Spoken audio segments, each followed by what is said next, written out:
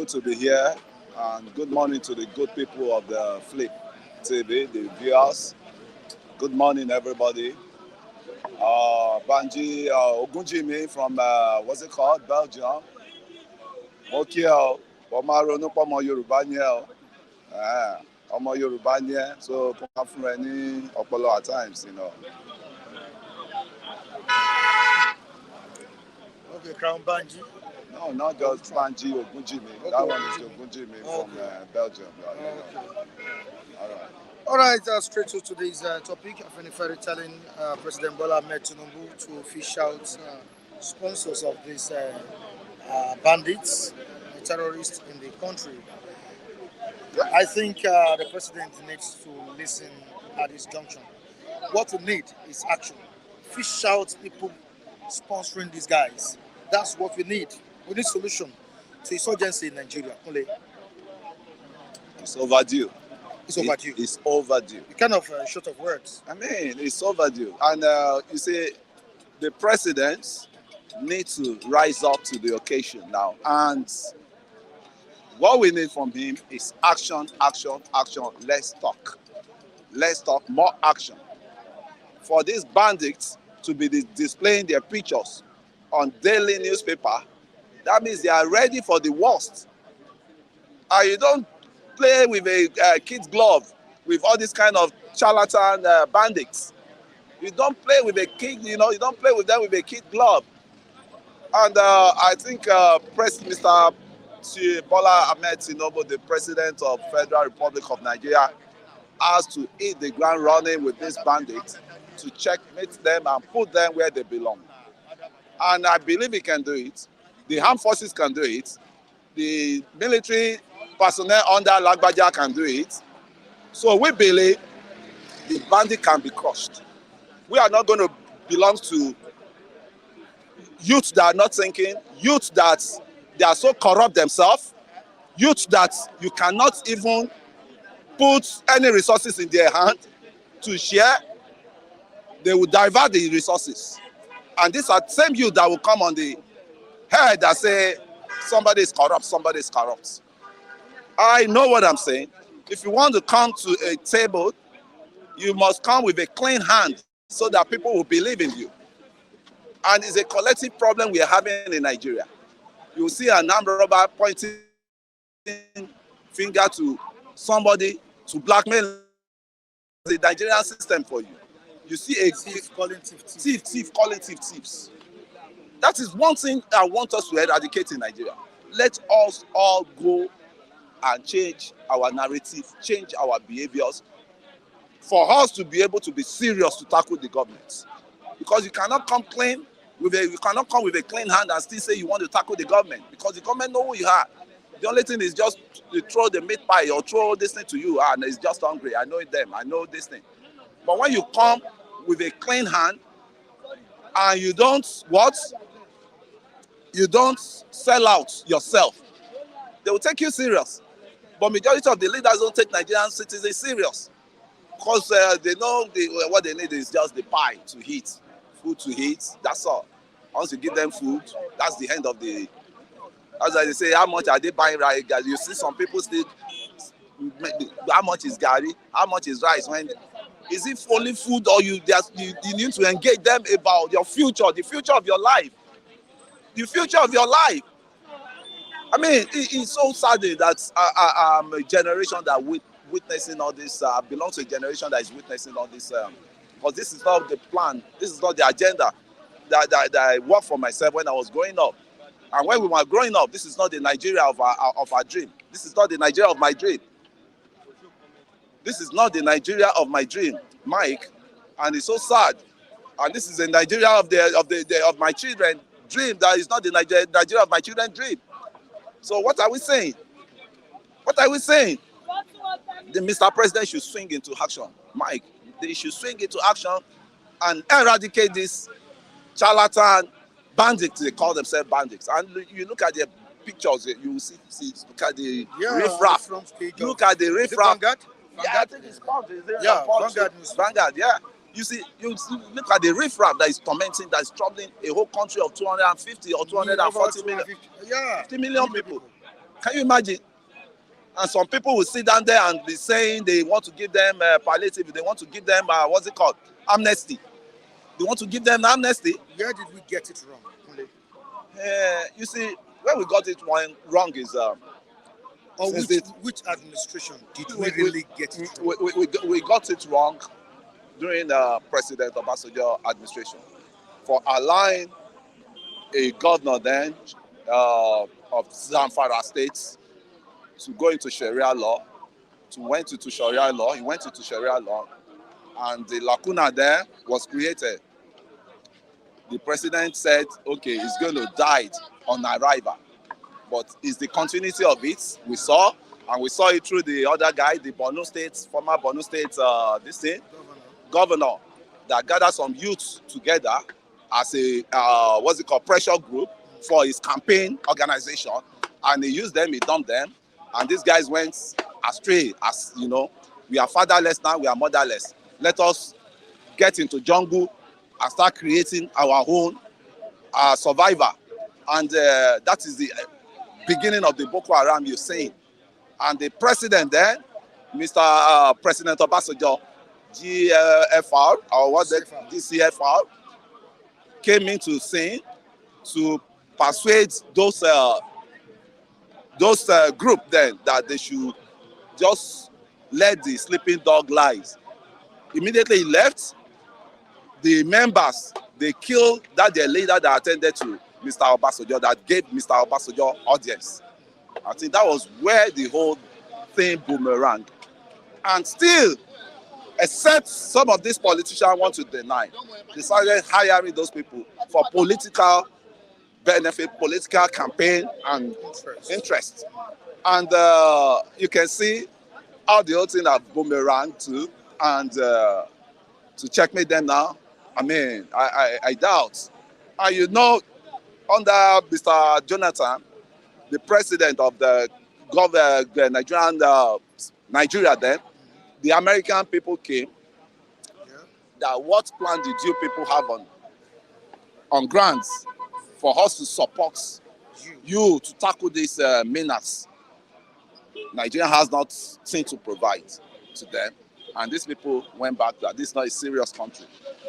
So I think anybody that has put a spell on Nigeria, that has put a curse on Nigeria, we need to go into serious prayer to revert it. And since then, we've not been able to. We've not. To solve this problem of insecurity, terrorism. We've not. Especially the Borno, where they started from, Sambisa, where they started from. That was where the American combat came. That what plan do you have to provide solution? Give us your plans that you have on ground so that we can add up, or we can know how we strategize, you know, a unionism to combat these people. Nigeria has no plan to render. These people they flew back to their country. I'm telling you the truth. You can verify it. You can verify it. You can verify it. And that is what brought us to where we are today. And it's just too late. Even the Buhari we thought was the Messiah that promised, so much. Yeah, you see. He promised to fish out. Fish what? Just 6 months or so. Nothing they did. They even added up to the problem. We all knew what happened. Immediately Mr. Buhari came in, we knew there was the Fulani, the X-Men, all these guys. They just realize or they believe that there's a country that they can be having their free meal. There's a country that they can be having a free day to operate under a Fulani man. A Fulani man. The border was open. They came en masse from Niger, from Chad. They came en masse, right? And an information I got, in which I don't think I can split it out here, is some use them for political, purpose. And when they use them, they dump them. And these guys, there was an agreement that they will be paid. And they paid them some, During campaign. Yeah. There was an agreement that they will be paid. And they just pay them part payment. They make part payment for them. And they were expecting the balance. And they said without that balance, they will not live. And El Rufai, former governor of Kaduna, you can check facts it, or fact check it. I mean, check facts, check the facts. He said he paid bandits. He has to pay them for him to have peace of governance. For him to have peace of governance. Ransom payment. Say, you guys, what did you want? Started a long time Please allow my government to be. What did you want? To pay bandits? And you started that, and you think it will just end like that. Another will not follow suit to collect their own ransom too, from the governors, from the nation that is still bleeding. That's why I say everything still boils down to spiritual problem. Killing every day. Killing soldier killing, killing back, murder everywhere. Does it mean that when you are looking for hellfire, the candidate of hellfire, you don't need to look further? Just come to Nigeria. Just come to Nigeria. That's where you see candidates of hellfires. Majority of, because if you don't change our way, I don't know the way things are going. God may be angry with this country, the way I'm saying things. All right, let me quickly see what's going on in the comment section. We have this is Chima saying that give Tinubu thy kingdom come. He has nothing to offer. Take that to the bank. Okay. I think it's responding to someone here. All right, the calamity you brought upon Nigerians is ravaging them. Prefer solutions. Okay, you see how there's Chima saying this. All right, there's a statement I saw here, a comment here. Yeah. When Buhari reintegrated terrorists into the army, what do you expect? That was the worst thing that can happen to any country. The issue of repentant Boko Haram. God bless that sounded mind guy that dropped that message. That's Udeze Chima. Is that Udeze Chima? Yes. Are you sure it's Udeze Chima? You see, one thing I say about Udeze Chima is the tribal line is, encroaching on. And now, naturally, I know how he came to canvass, for me to canvass me, that why am I supporting Tinubu? Why am I supporting Tinubu? I'm just saying this to clarify things. And I see in him a tribal sentiment. Can we just respond to what he stated here? That what? That Buhari reintegrated. He reintegrated. I said it. He opened border for them. And what I was told, what I research I made, and I got to know the truth is, when the Western world toppled Gaddafi, when Gaddafi lost the war to the Western world, these are the mercenaries the Gaddafi government recruited just to fight for him. And then when the Western world toppled him, the option they had was the invite they had from the invite they got from Nigerian system, and they started flourishing. I mean, coming down to the country without any even custom check, without any even immigration check on them, because they are using what they call this ECOWAS memorandum of understanding with. If you are an ECOWAS citizen, you can cross. You are free to move from one area to another. And so you see them from Niger, you see them from Chad, you see them from Burkina Faso, all of them. Then the question that was now asking is, who be citizen of Nigeria? Because when you say you are a citizen, at times you look at yourself that you're a second-class citizen.